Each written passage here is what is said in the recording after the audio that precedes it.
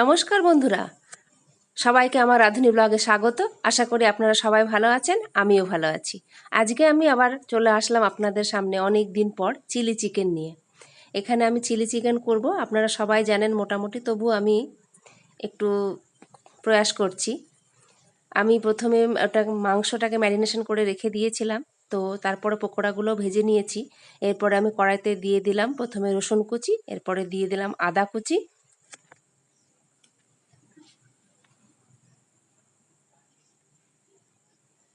রসুন কুচি আদা কুচিটা কিছুক্ষণ ভাজার পরে আমি দিয়ে দেবো এর মধ্যে পেঁয়াজ, যেগুলো আমি একটু বড় বড় করে কেটে রেখেছি।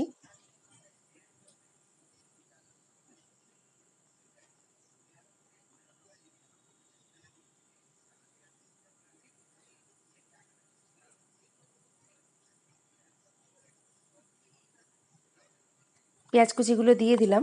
আর মাংসটা কিভাবে আমি ম্যারিনেশন করে রেখেছি সেটা আপনাদেরকে একবার বলি। ভালো করে ধুয়ে নিয়েছি মাংসগুলো, তার মধ্যে দিয়ে দিয়েছি হালকা অল্প একটুখানি লেবুর রস, বা কেউ ভিনিগার দিতে পারলে সেটা ভিনিগারও দিতে পারে। তার মধ্যে একটু আদা বাটা, রসুন বাটা, কয়েকটা গোটা জিরে, আর একটু ডিম, আর অ্যারারুট যেটাকে কর্নফ্লাওয়ার বলা হয়। আর এদিকে আমি দিয়ে রাখলাম ভিনিগার দিলাম। ভিনিগারটা এই কারণেই দিলাম যেন পেঁয়াজ আর ক্যাপসিকামের কালারগুলো নষ্ট না হয়ে যায়, সেই জন্য আমি পেঁয়াজ আর ক্যাপসিকামটা দেওয়ার পরেই ভিনিগারটা দিয়ে দিয়েছি।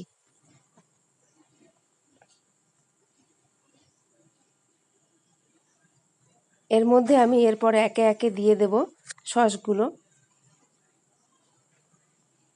তার আগে আমি দিয়ে দিলাম লবণ,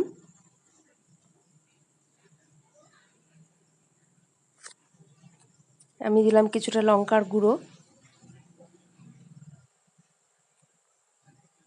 আর দিয়ে দিচ্ছি কাশ্মীরি লঙ্কার গুঁড়ো।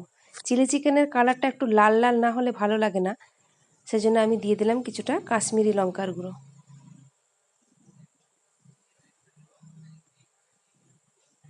এবারে দিয়ে দিচ্ছি আমি কিছুটা সোয়া সস। এবারে দিয়ে দিলাম টমেটো সস। আর এখানে আমি চিকেনগুলো ভেজে রেখেছিলাম। যেহেতু আমি কর্নফ্লাওয়ারটা বেশি পছন্দ করি না, মোটামুটি যেহেতু জল বেরিয়ে আসে সেই জন্য কর্নফ্লাওয়ারটা দিতে হয়, সেজন্য আমি দিই। প্রচুর পরিমাণে আমি দিই না, সেলে ওপরে একটা কোট হয়ে যায়, মাংসের ভেতরে তেমনভাবে কিছুটা প্রবেশ করতে পারে না, সেই জন্য আমি অল্প একটু অ্যারারুট বা কর্নফ্লাওয়ার দিই। এই যে চিকেনগুলো আমি এখন দিয়ে দিলাম।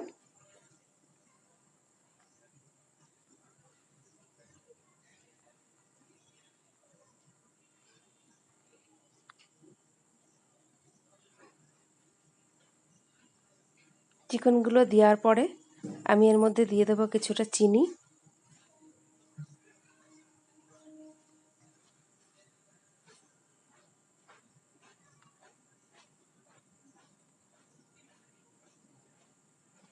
কিছুক্ষণ নাড়াচাড়া করার পরে আমি দিয়ে দিলাম এর মধ্যে জল। দেখবেন বন্ধুরা, চিলি চিকেন করার সময় যখন জল দেওয়া হয় মনে হয় না যে জলটা একদম পাতলা, সেই পাতলাটাকে কাটানোর জন্য আমি এদিকে দিয়ে দিচ্ছি 1 চামচের মতো কর্নফ্লাওয়ার, তার মধ্যে দিয়ে দিলাম একটু সোয়া সস আর একটু টমেটো সস। এর মধ্যে এটাকে ভালো করে গুলিয়ে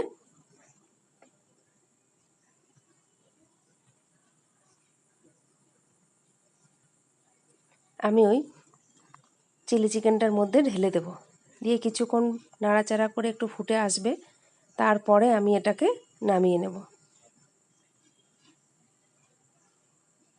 আপনারা খেয়ে অবশ্যই বলবেন এটা কেমন হয়েছে, আর যদি ভালো লাগে আমার এই চ্যানেলটিকে সাবস্ক্রাইব করবেন, লাইক দেবেন, কমেন্ট দেবেন।